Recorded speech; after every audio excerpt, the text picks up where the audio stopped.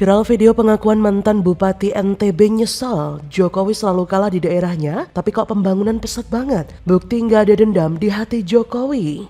Di hari ini saya resmikan Bendungan Beringin Sila, Kabupaten Sumbawa, Provinsi Nusa Tenggara Barat. Kita dari Nusa Tenggara Barat, kadang-kadang keluh lidah kita, berat jiwa kita untuk meminta hal yang sama pada Presiden karena kita kalah di sini. Oleh karena itu perlu cara yang tidak biasa agar walaupun Pak Jokowi, walaupun pemerintah, walaupun Presiden kalah di sini, tapi kita punya cara untuk membangun jembatan, memperbaiki bandara, memperbaiki pelabuhan kita. Dan alhamdulillah, walaupun Presiden Jokowi tidak menang di sini, pertumbuhan ekonomi NTB salah satu tertinggi di Indonesia saat ini. Laksing tunah Lombok, Pak Jokowi. Sudah mau Lombok Tengah, udah ada putih pilih. Ngone-ngone nanti yang dipuji semua belajar Pak Jokowi. Terima kasih Pak Presiden. Terima kasih untuk Pak Jokowi ya, semenjak ada sirkuit Mandalika, perekonomian kita yang di Desa Kute ini ya sedikit lebih maju daripada yang kemarin-kemarin sebelum ada sirkuit. Terima kasih banyak untuk Pak Jokowi sama timnya. Tapi ini Pak ya, semoga kalau besok-besok berkunjung lagi ke desa kami, coba berkunjung ke desa kita juga ingin bertemu sama bapaknya, ingin bersiraturahmi. Semangat untuk Pak Jokowi dan timnya, semoga semakin sukses selalu.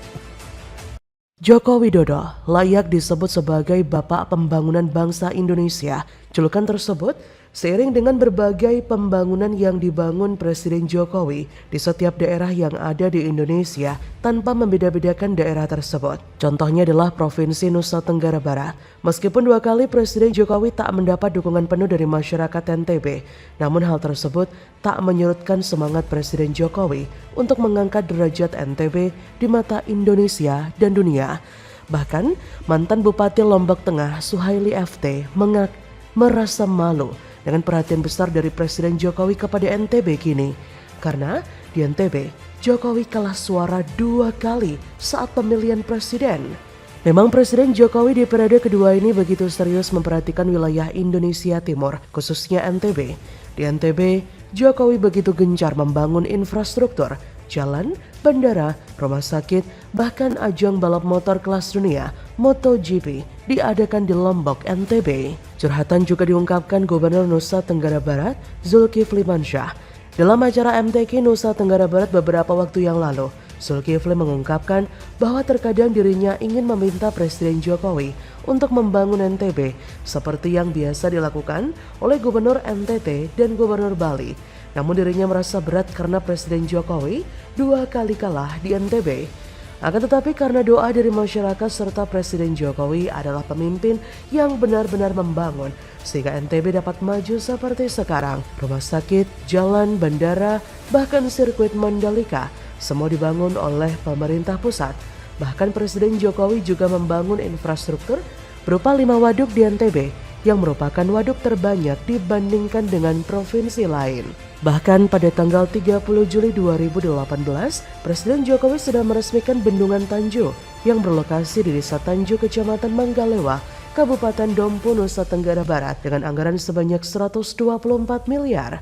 Maka wajar jika pertumbuhan ekonomi NTB salah satu yang tertinggi saat ini di Indonesia. Melihat pernyataan Jokowi beberapa waktu lalu bahwa pembangunan tersebut tidak hanya untuk kebutuhan MotoGP saja, tapi itu merupakan syarat dan akses yang paling bagus untuk masuk ke Mandalika. Sehingga perkembangan Mandalika diharapkan bisa menjadi pusat wisata baru bagi Indonesia selain Bali.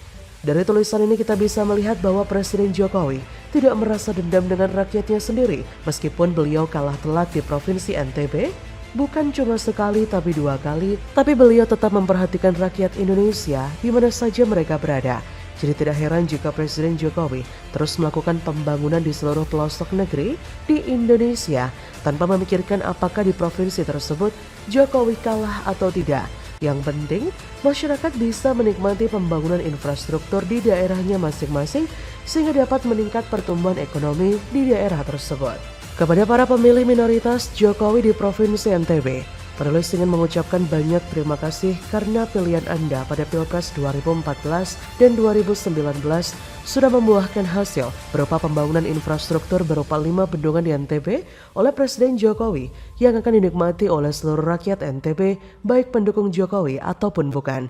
Meskipun kalian minoritas di NTB, tapi tetap pilihan Anda lah yang memilih Jokowi sebagai presiden di Pilpres 2014 dan 2019 sudah memberikan manfaat besar bagi mayoritas rakyat NTB.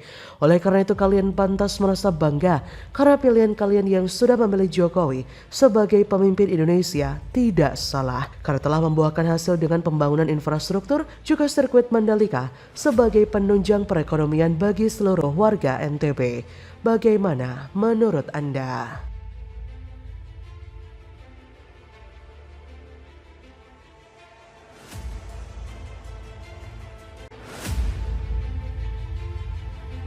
Kondisi pedestrian Kota Tua digempur perbaikan jadi keren banget. PKL liar dilibas bersih, alhamdulillah tertata rapi berkat PJ Heru dan jajaran beneran kerja. Kota Tua ini ke depan akan menjadi kota tua yang humanis, ramah pejalan kaki maupun pesepeda. Jadi kawasan-kawasan yang tadinya jalan raya yang tadinya dipakai kendaraan pribadi akan kita tutup menjadi pedestrian, kemudian dibuat kawasan low emission zone.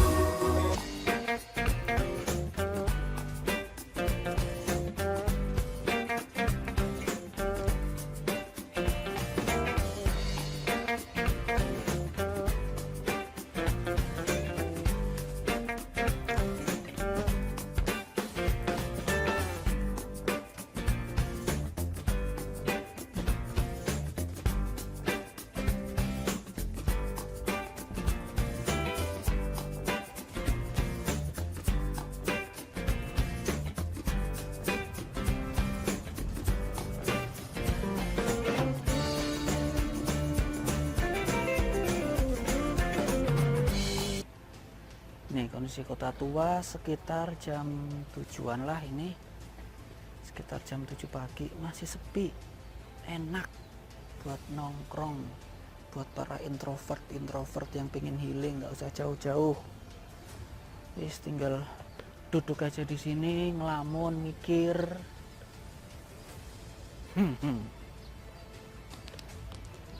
Healing kok mikir ya, wis. Jalan-jalan yuk kita. Masih seger.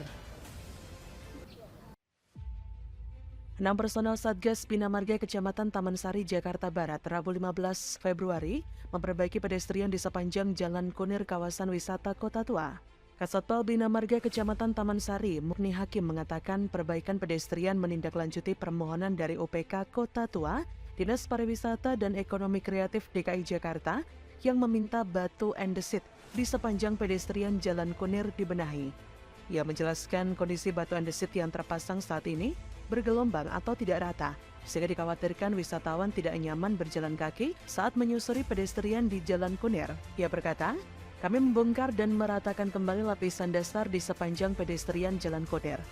Menurut Mukni, pekerjaan ini sudah dilakukan sejak Selasa 14 Februari dan ditargetkan selesai pekan depan. Panjang pedestrian di Jalan Kunir yang dibenahi sekitar 200-an meter, kami optimis wisatawan akan lebih nyaman menikmati keindahan wisata Kota Tua setelah penataan rampung. Revitalisasi kawasan Kota Tua di Jakarta Barat dan Jakarta Utara bukan hanya perkara pembangunan fisik, melainkan juga dilakukan untuk mengubah mindset masyarakat bahwa sejatinya memuliakan pejalan kaki adalah indikasi kota modern. Pembangunan fisik berupa penataan jalan, trotoar, dan drainase di kawasan Kota Tua pada dasarnya memberikan kenyamanan bagi seluruh masyarakat pejalan kaki dalam mengakses kawasan Kota Tua secara menyeluruh, kata Kepala Dinas Bina Marga DKI Hari Nugroho. Demi memuliakan para pejalan kaki sepanjang daerah trotoar di kawasan Kota Tua direvitalisasi. Dengan revitalisasi ini orang akan menjadi merasa nyaman untuk mengakses kawasan Kota Tua. Pasca revitalisasi, Kota Tua Jakarta menjadi terkoneksi dengan transportasi umum. Kawasan tersebut kini langsung terhubung dengan stasiun kereta di mana warga mengakses KRL komuter lain serta halte Transjakarta. Kata Hari, hal ini tentunya demi memudahkan mobilitas pengunjung yang hendak berkunjung ke kawasan Kota Tua Jakarta, tidak hanya pelancong lokal juga mancanegara. Pantauan dari laman berita1.com, kawasan tersebut kini menjadi lebih segar, indah, dan ramah untuk para pengunjung. Sepanjang jalan Kota Tua menuju gedung Bank BNI yang dulu dilalui oleh kendaraan roda 2 dan 4, kini berubah menjadi kawasan pejalan kaki dan pesepeda. Jalur pedestrian semakin tertata dengan apik. Trotoar dilengkapi dengan jalur pesepeda serta ubin pengarah bagi penyandang disabilitas. Tak tampak adanya pedagang kaki lima atau PKL yang menempati area sekitar trotoar. Pepohonan kecil di sepanjang jalan memberikan suasana segar. Bangunan lama yang dulu merupakan gedung tua suram dan menakutkan telah disulap jadi gedung yang rapi dan benar-benar indah dilihat. Memuliakan pejalan kaki juga terbukti dari upaya menyediakan kawasan dengan udara bersih. Pedestrian tidak diselubungi asap kendaraan. Kawasan Kota Tua menurut Hari telah memberlakukan kawasan rendah emisi atau Low Emission Zone atau LEZ.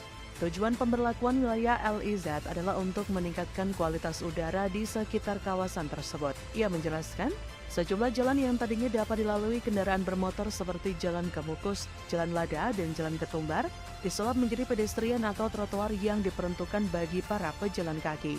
Kata Hari, kini lebih nyaman ke Kota Tua dengan naik transportasi umum terintegrasi seperti KRL, Transjakarta, atau bersepeda.